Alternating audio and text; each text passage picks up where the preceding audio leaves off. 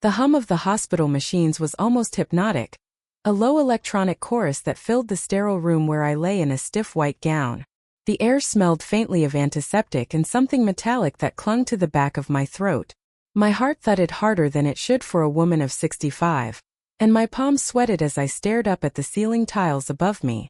I had rehearsed this moment for weeks, no, for months. Today I was supposed to give my kidney to my son, my only boy. At my age, you don't expect to become a hero. You expect to become a burden. Someone who needs help getting up the stairs, not someone strong enough to give away a part of themselves. But here I was, with my silver hair tucked under a paper cap, my veins marked with a Sharpie by a nurse who smiled too brightly, trying to hide the fact that I was about to risk my life. My son, David, was in another room already prepped, his own monitors beeping steadily, waiting for the piece of me that would keep him alive. He had been through so much already, dialysis 3 times a week, his body shrinking from the robust young man I remembered, to someone pale and hollow-cheeked. A mother shouldn't have to watch her child fade like that. I couldn't sit by. When the doctors told us that none of his siblings were a match, and his wife wasn't either, I didn't hesitate. I told them to test me, and when they said I was a perfect match, it felt like fate. It didn't matter that I was 65. It didn't matter that surgery carried risks. I had carried him once in my womb, and now I would carry him again. Carry him with the strength of my body, give him my kidney so he could watch his children grow up. Those children, my grandchildren, were the reason I had fought so hard to get here. I wanted them to have their father around. I wanted them to know him the way I knew him. As funny, stubborn, sometimes reckless, but always good. Especially Michael, the eldest, who was only 17 but had always carried himself with a seriousness that made him seem older. He had been at the hospital every day, hovering around his dad, protective and worried, as though the roles had reversed and he was the parent now. I should have noticed something then. Something in the way Michael looked at me sometimes, his eyes flicking to my face, then away, like he was holding something heavy on his tongue. But I was too focused on David to pay attention. The anesthesiologist entered the room, her voice calm as she explained the process. "We'll give you something to relax, and then when you're ready, we'll move you into the OR. Everything will be fine." She smiled, but I caught the practiced look in her eyes. She had said this hundreds of times before. I clutched the thin blanket over my chest and nodded. My thoughts weren't on her words. They were on David. On the little boy who used to run barefoot through the grass in our backyard, his knees scraped, his laughter echoing.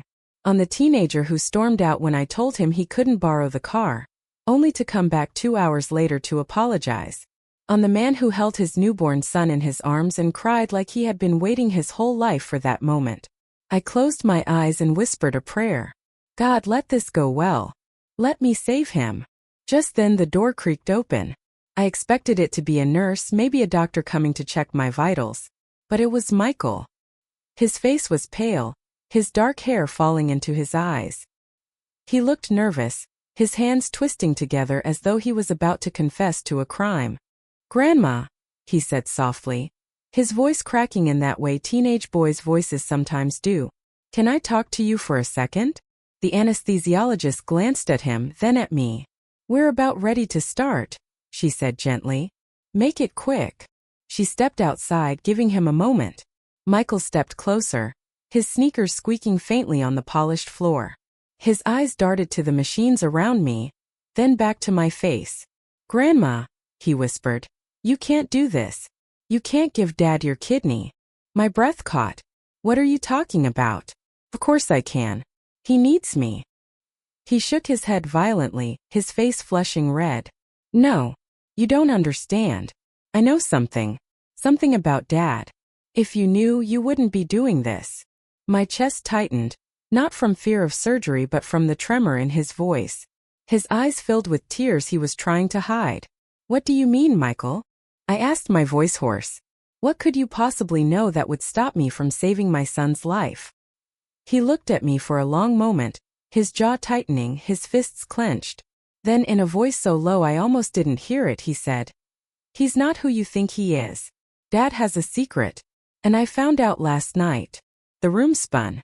For a second I thought maybe the sedative had already kicked in, that my mind was playing tricks. But Michael's face was dead serious. What secret? I demanded, my heart hammering. His lips trembled, his voice breaking as he said the words that would change everything. Dad isn't really your son. For a moment I thought I'd misheard him. The hum of the machines, the faint shuffle of nurses' shoes in the hallway, it all blurred as his words echoed in my head. Dad isn't really your son. My lips parted but no sound came. 65 years of memories swarmed me at once. David's first steps, his broken arm from falling off his bike, the way he hugged me when he left for college, the joy in his eyes when he got married. How could that not be real? How could Michael say something so impossible? I forced a shaky laugh. Michael, you must be confused. Your dad is my son. I gave birth to him. I was there. Honey, I cut his birthday cakes, I sewed his Halloween costumes. What are you saying? But Michael didn't laugh. His eyes glistened. He stepped closer, lowering his voice like the walls might hear him. I found papers. In the attic. Last night. Adoption papers, Grandma. Your name wasn't listed as his mother. Someone else was. And Grandpa signed them. The words struck like cold steel in my chest. Adoption. I whispered, my voice cracking. No. That's not possible. He nodded fiercely. I'm telling you the truth. I saw the papers. Dad, he was adopted when he was a baby. You've been keeping it secret all this time. My breath grew shallow. I gripped the blanket tighter, as if it could anchor me to reality. No, that can't be. I remember the labor, the delivery room. My voice faltered. Did I remember? The years felt suddenly foggy, slippery. Could memories be manufactured by love?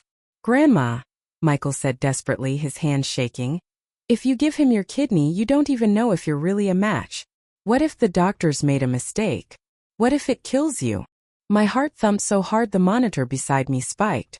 I wanted to scream at him, to tell him he was wrong, that he had to be wrong. But I saw something in his face, a raw honesty that rattled me to my bones. He believed it. He believed it with every fiber of his being. The door opened again and the anesthesiologist poked her head inside. We're ready, she said brightly. It's time. I couldn't move. I couldn't speak. I was trapped between the life I thought I knew and the truth my grandson had just thrown at me. Michael turned, his voice sharp now. Wait. You can't take her yet. He stepped in front of the bed, his teenage frame rigid with defiance. She needs to know. She needs to ask Dad. The anesthesiologist frowned. Young man, please step aside. But I found my voice. Wait, I croaked. Just wait. She sighed, clearly annoyed, but nodded. 5 minutes. Then we need to proceed. His condition can't wait. The door closed again. Silence filled the room. I turned back to Michael, my throat dry. Show me, I whispered. If you have those papers, show me. He hesitated, then pulled a folded set of photocopies from his jacket pocket. My hands trembled as I took them. The paper was creased and smudged, but the words were clear enough. Certificate of adoption. My husband's name, Robert Miller, scrawled in bold ink. Another woman's name where mine should have been. The date. Nearly 40 years ago. The room tilted. My breath came ragged, each inhale burning. I clutched the paper, my mind screaming, this isn't real, this can't be real. But it was right there in my hands. Michael's voice was low, urgent. Grandma, you can't do this. If Dad isn't biologically yours, your kidney might not work. They could be wrong about the match. I shook my head, tears spilling down my cheeks. No, the doctors tested us. They said it was a perfect match. He swallowed hard.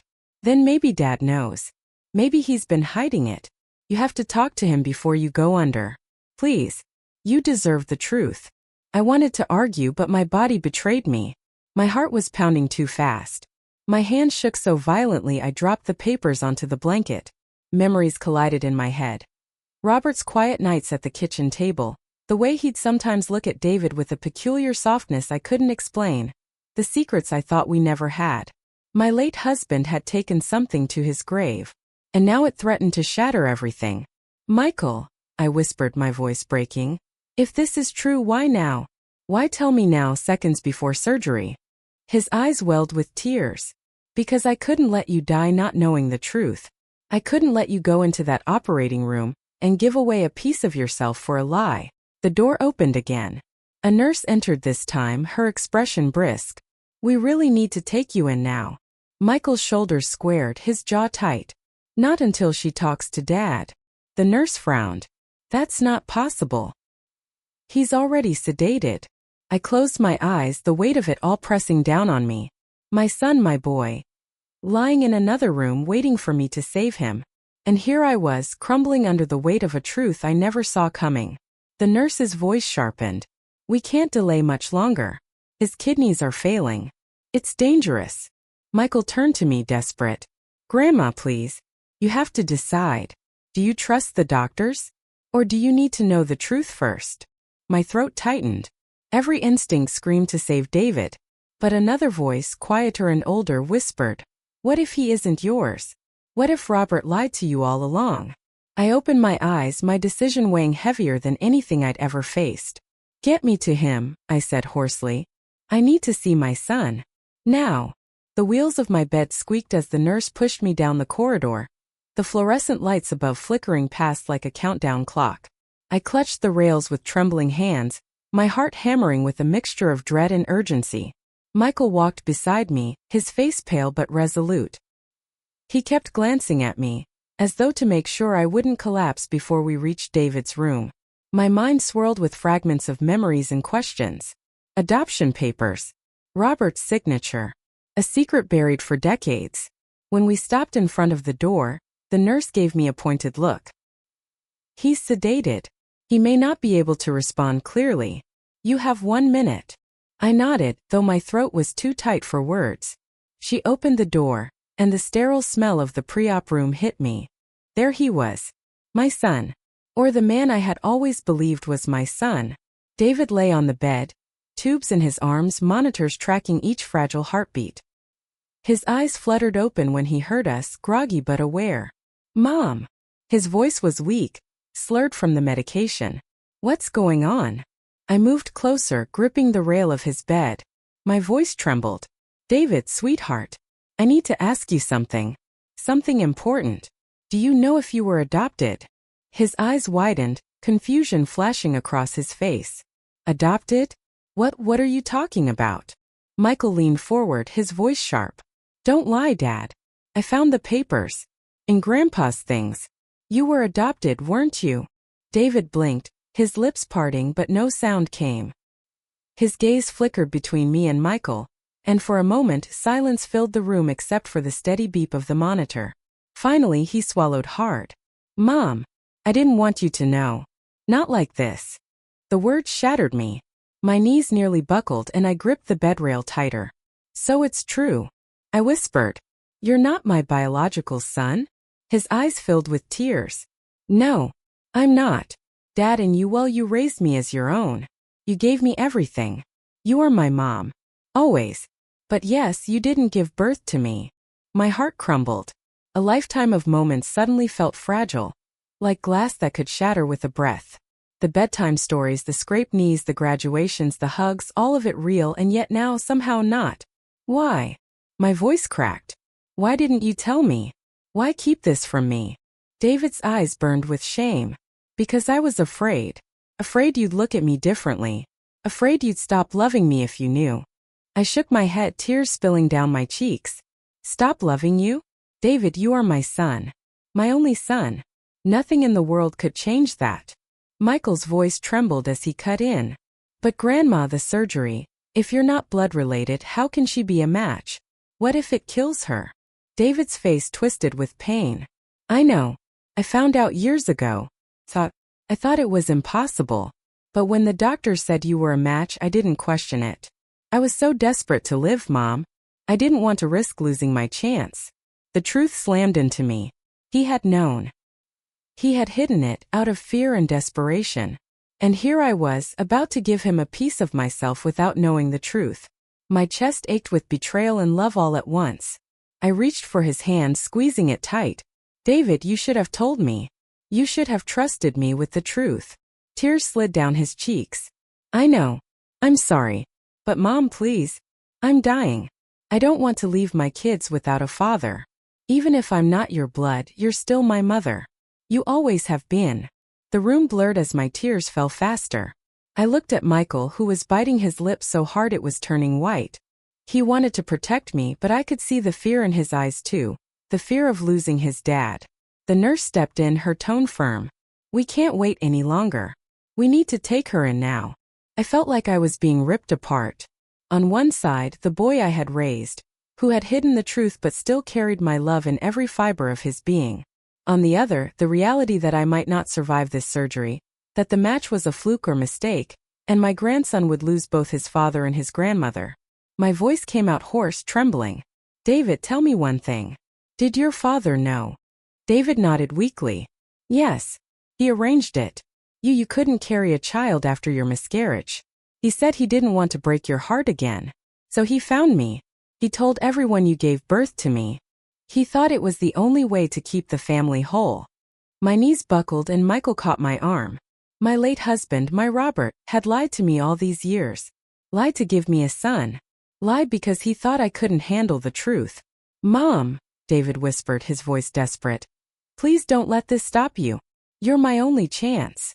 My chest heaved as I looked at him, at the boy I had raised, the man who had been my pride and joy, even if not my blood. My heart screamed with love. My mind screamed with doubt.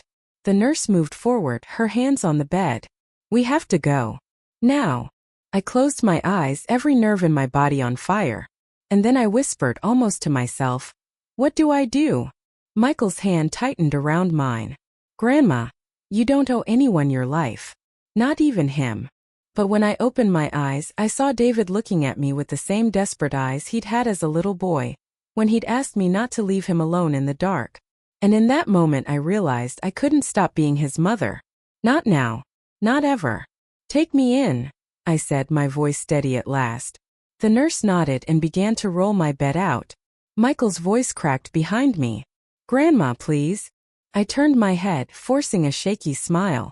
"I've been his mother for 40 years, Michael. Blood doesn't change that. Love is stronger than DNA." As the doors to the operating room swung open, my heart pounded with fear, love, and an unshakable truth. No secret, no lie could ever erase the bond between a mother and her child, even if that bond was built not by birth but by choice.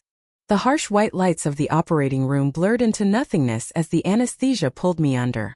My last thought before the darkness claimed me was of David's small hand in mine when he was 5 years old, begging me not to let go. I hadn't then, and I wasn't about to now. When I woke, the world was hazy and muffled. My throat burned from the tube they'd used, and every inch of me felt heavy, as though I had been dropped into my own body from a great height. The beeping of machines and the low murmur of voices seeped into my foggy mind. Slowly the haze lifted and I realized I was alive. The dull ache in my side told me they had taken my kidney.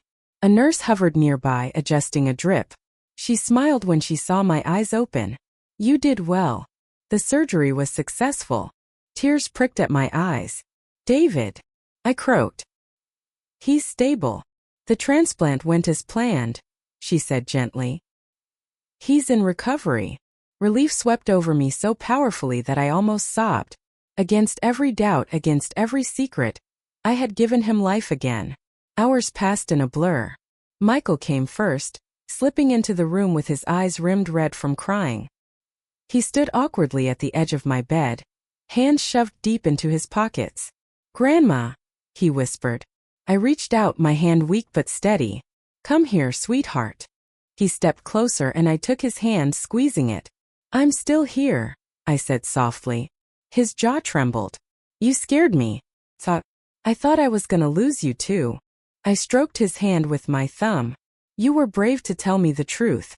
You gave me the chance to face it even if it hurt. That took courage. But you still did it," he said, his voice breaking. "Even after everything I said." "Why?" I smiled faintly. "Because love isn't about secrets or blood. It's about what we give each other. David needed me. And I needed to do this for him, for you, for all of us." He lowered his head, silent tears slipping down his cheeks. The next day they wheeled David into my room. He looked pale, thinner than ever, but his eyes were brighter than I'd seen in months. "Mom," he whispered hoarsely. I reached for his hand and he gripped it tightly. For a long moment neither of us spoke. There was too much between us: lies, love, fear, forgiveness.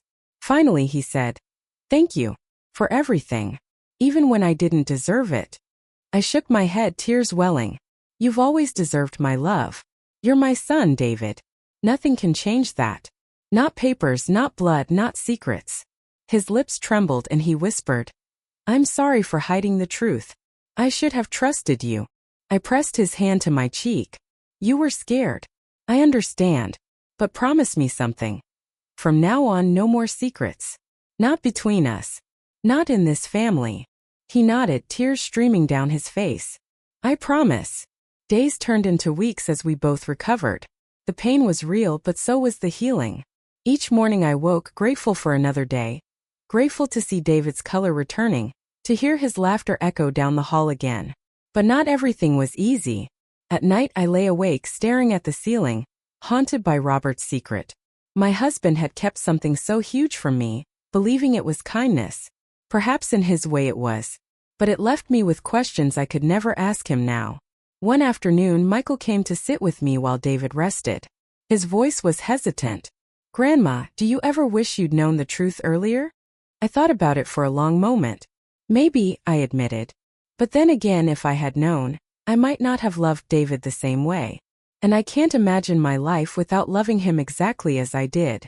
Sometimes, ignorance lets love grow without conditions. Michael nodded, his young face wise beyond his years. "I think Dad's lucky. Not everyone gets a mom who chooses them twice." His words sank deep into me, warming a part of my heart I hadn't realized was frozen. As the weeks went by, our family began to heal. The shadow of the secret didn't vanish overnight, but it softened. David learned to speak openly about his adoption with his kids. Michael, who had carried the burden alone, finally found peace in sharing it. And me? I learned something too.